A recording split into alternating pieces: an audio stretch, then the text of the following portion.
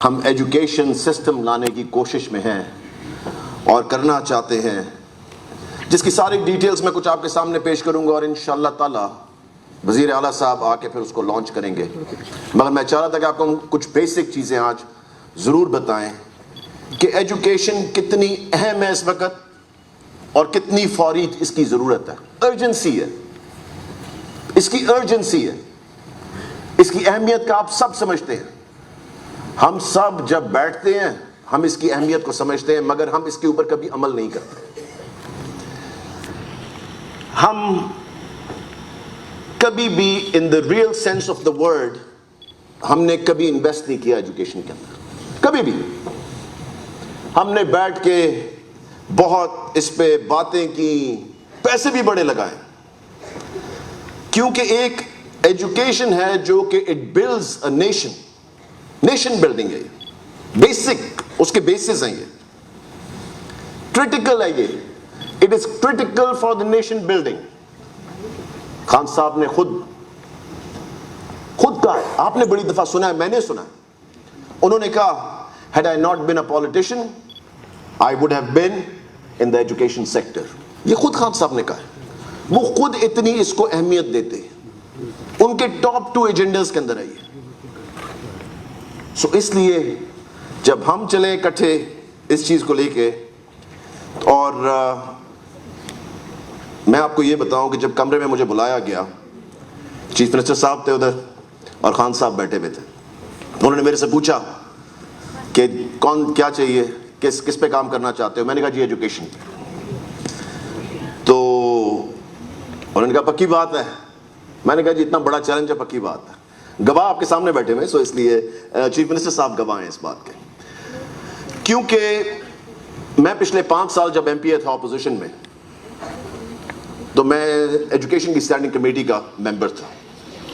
جو میں نے چیزیں ہوتی بھی دیکھی، I could never understand کہ یہ فیصلے کیوں کیے جا رہے ہیں، یہ فیصلے کس طرح کیے جا رہے ہیں، پرائیورٹی کس چیز کو رکھا جا رہا ہے اور کس چیز کو کیوں نہیں رکھا جا رہا۔ تو جب آپ 5 سال اس میں سے گزرتے ہیں نا، تو آپ کو احساس ہوتا ہے کہ کتنے غلط فیصلے ہو رہے ہیں، اور اللہ تعالیٰ آپ کو موقع دے، اور آج اللہ تعالیٰ نے ہمیں یہ موقع دیا ہے کہ ہم ان چیزوں کو ٹھیک کر سکتے ہیں، ہم ان چیزوں کو ایک صحیح سمت میں ڈال سکتے ہیں۔ اور پھر میری ملاقات ہوئی بچوں سے، مظفر گڑھ میں، بھاگلپور میں، ملتان میں، جھنگ میں، ٹوبہ ٹیک سنگھ میں۔ اور اب میں چاہتا ہوں کہ آپ ایک چھوٹا سا ویڈیو دیکھیں۔ ایک بچہ کدھر ہے میرا، وہ طلحہ کدھر ہے؟ طلحہ کدھر؟ ادھر آ جاؤ میرے پاس۔ اس کے ورڈز کی سٹوری آپ سنیں، آ جاؤ میرے پاس ادھر اوپر ذرا، کہ کن حالات میں ہم ہیں اور کہاں سے ہم شروع کر رہے ہیں۔ ادھر آ جاؤ میرے ساتھ۔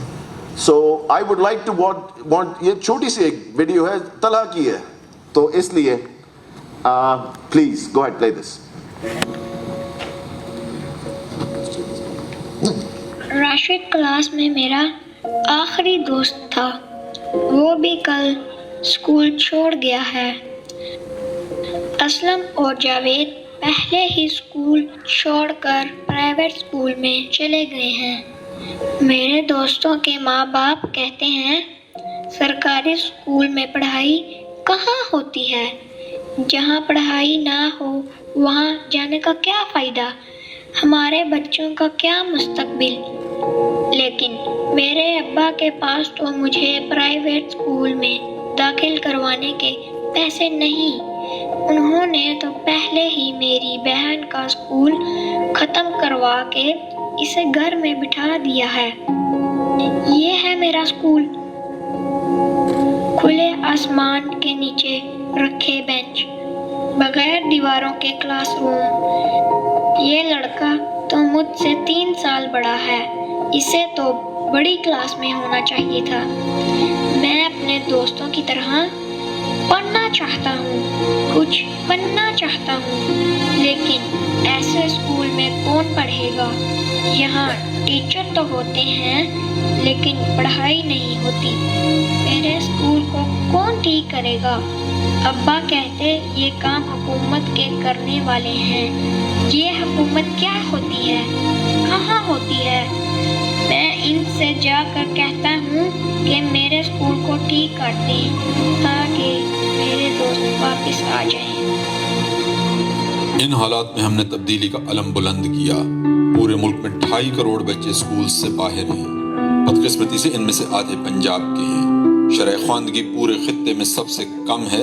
جہاں صوبے بھر میں پچھلے 5 سال میں 20,000 نئے کمروں کی ضرورت تھی، وہاں صرف 5,000 تعمیر کیے گئے ہیں. بچیوں کے اسکولوں میں یا تو بنیادی سہولیات میسر نہیں یا پھر کئی کلومیٹر دور ہیں. سرکاری اسکولوں میں تعلیم کا معیار اوسط سے بھی کم ہے. 50% پرائمری کے بچے اردو پڑھ نہیں سکتے. 50% سے زائد بنیادی حساب کتاب سے ہی نابلد ہیں. اکثر پرائیویٹ سکولز خدمت کی بجائے کاروبار کرنے میں مصروف اور بنیادی سہولیات مہیا کرنے سے قاصر، اور رہتی کسر پوری کر دی اصلاح کے نام پر زحمت بننے والے اقدامات نے. کبھی اردو میڈیم، کبھی انگلش، کبھی امتحان ہو رہے ہیں، کبھی نہیں ہو رہے، کبھی مخلوط تعلیم، کبھی علیحدہ. لیکن اب یہ نظام بدل رہا ہے. ایک نیا عزم لیے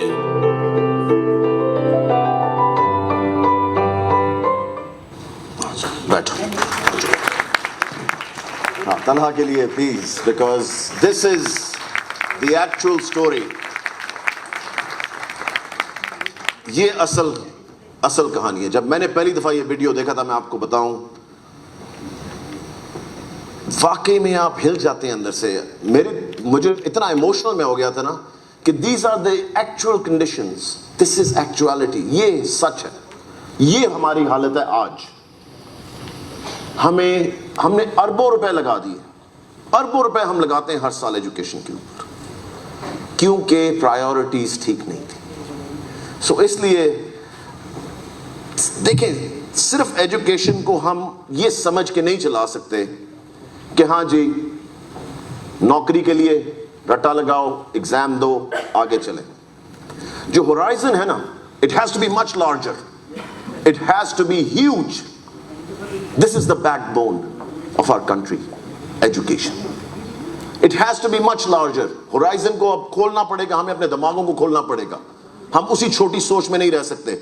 وہ چھوٹی سوچ جو ہے، اسکول آؤ، ٹیسٹ دو اور نوکری ڈھونڈو، وہ ہمیں ختم کرنا پڑے گا اپنے ذہنوں میں سے. ہمیں واپس جانا پڑے گا اوریجنل، جو قائد اعظم محمد علی جناح اور علامہ اقبال کی سوچ تھی.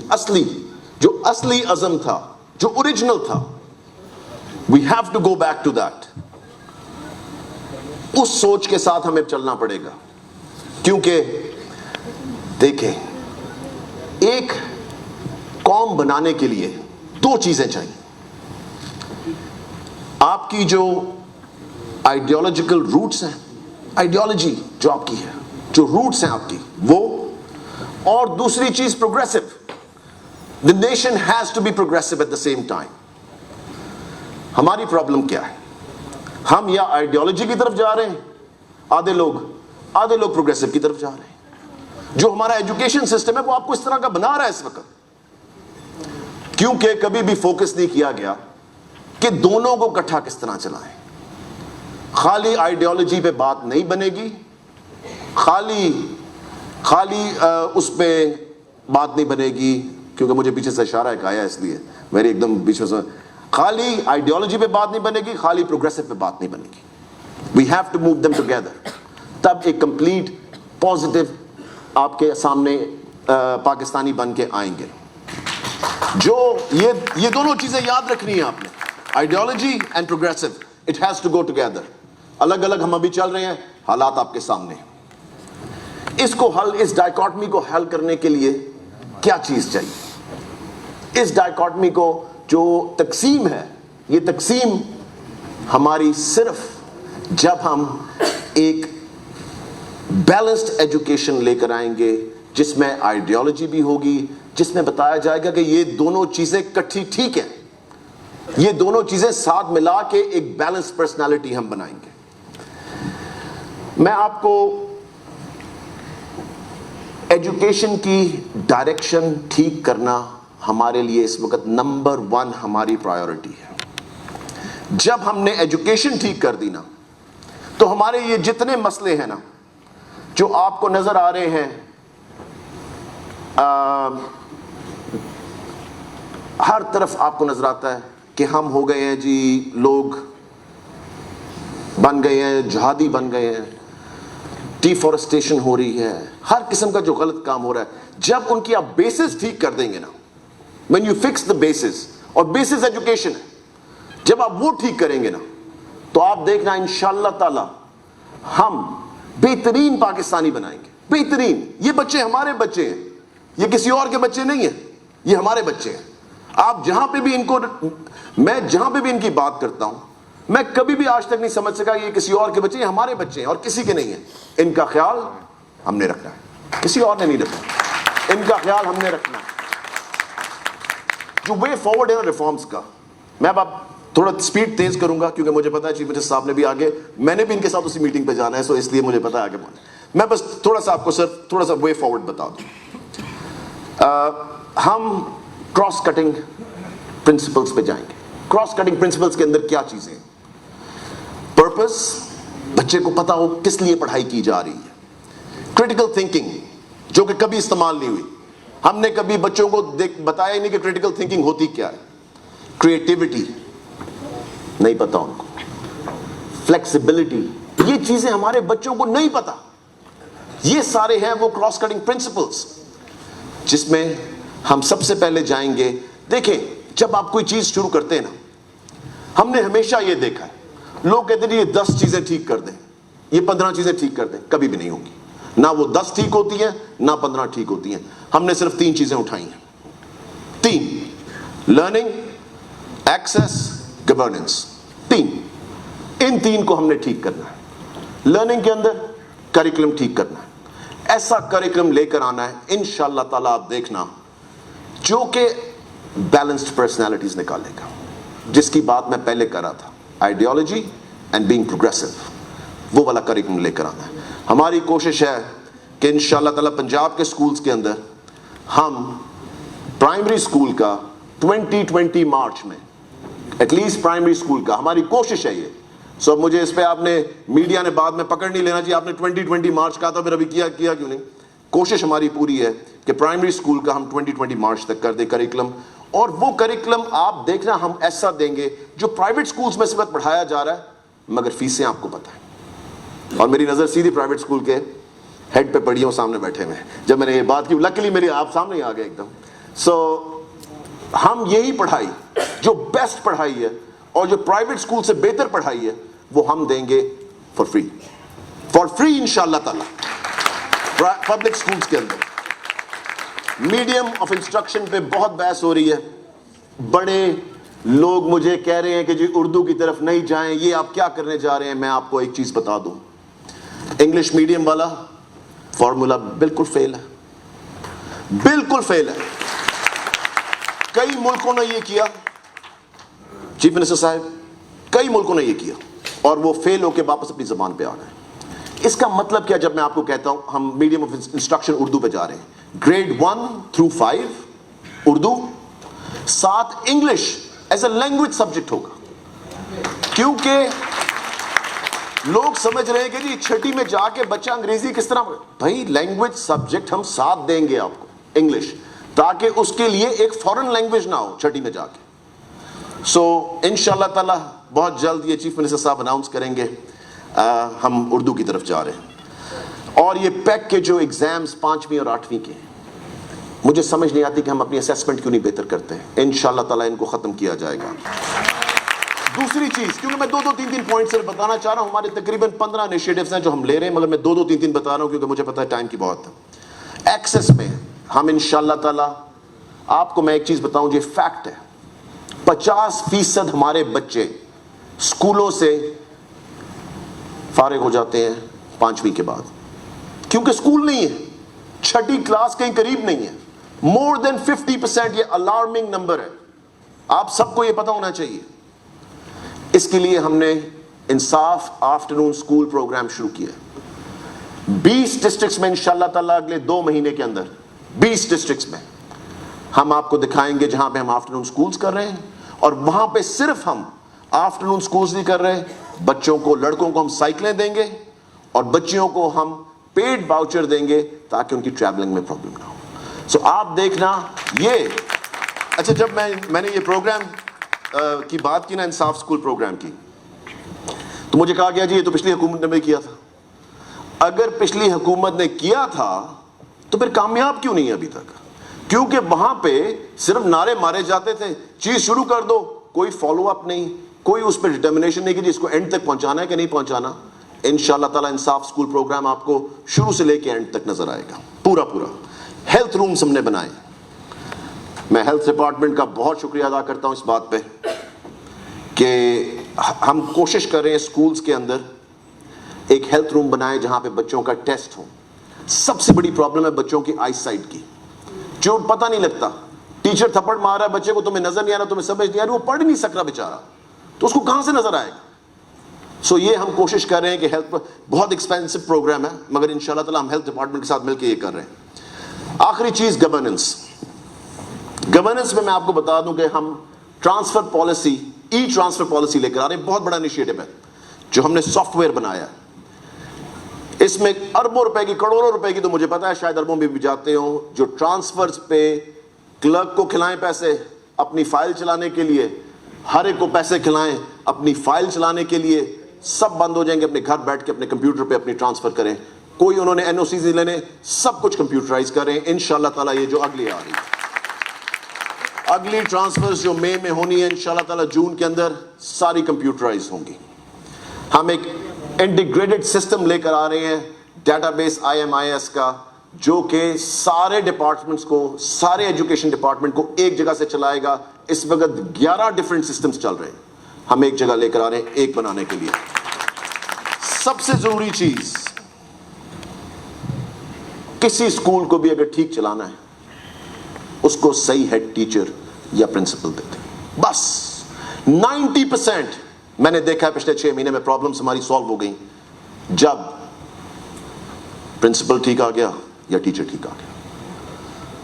سو انشاءاللہ تعالیٰ ہمارا پورا فوکس ہے کہ پرنسپل اور ہیڈ ٹیچرز بہترین لگائے جائیں. آخری چیز, 3 لاز ہم لے کر آ رہے ہیں.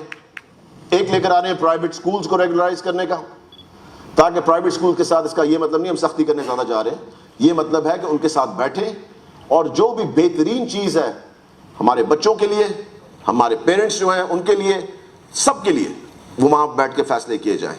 Number 2, free and compulsory education act کے اندر ہم ایک لے کر چیز آ رہے ہیں کہ صرف ٹیچرز کی رسپانسبلٹی نہیں ہونی چاہیے ہر دفعہ کہ وہ جا کے بچوں کو لے کر آئیں, اسکولوں میں جمع کروائیں.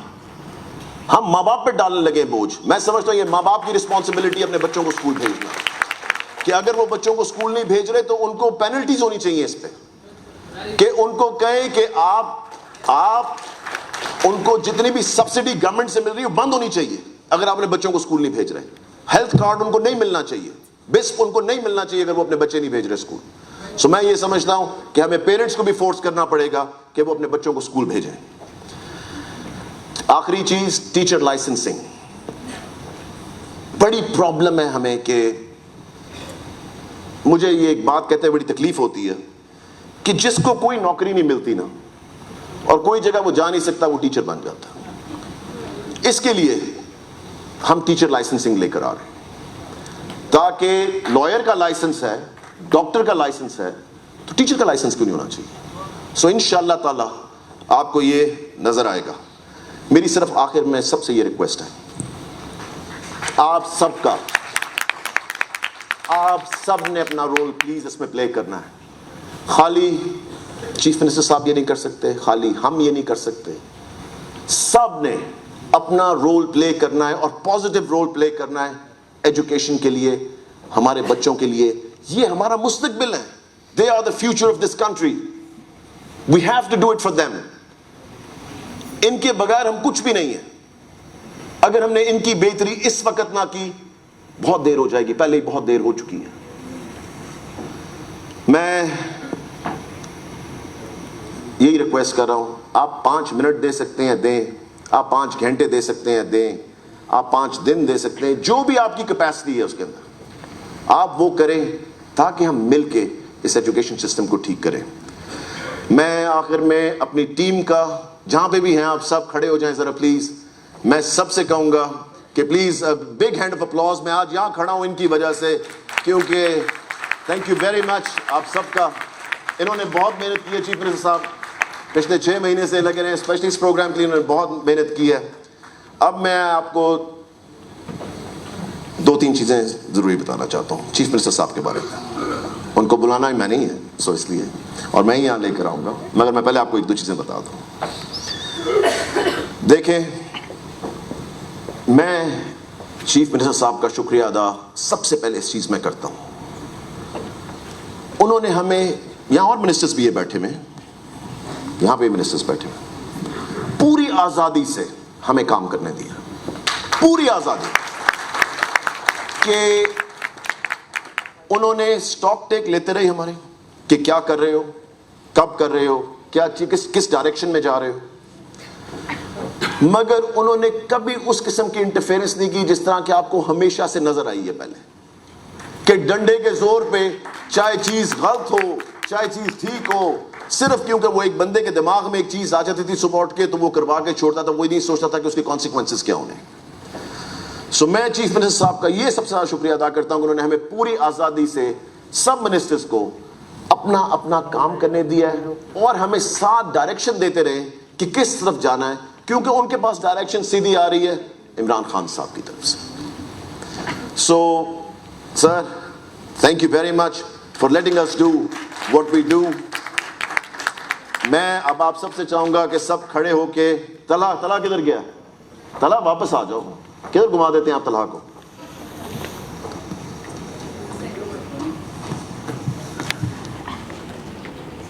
آ جاؤ. آپ نے چیف منسٹر صاحب کو اوپر لے کے جانا ہے, ٹھیک ہے, سب کھڑے ہو کے آگے نہیں آنا, آگے نہیں. ان کو آپ نے چیف منسٹر صاحب کو اوپر لے کے جانا, لے جاؤ ان کو اوپر صاحب. سر آ جائیں پلیز اسٹیج پہ, please give a standing applause for chief minister صاحب عثمان بزدار صاحب. بچے بیٹھ جاؤ.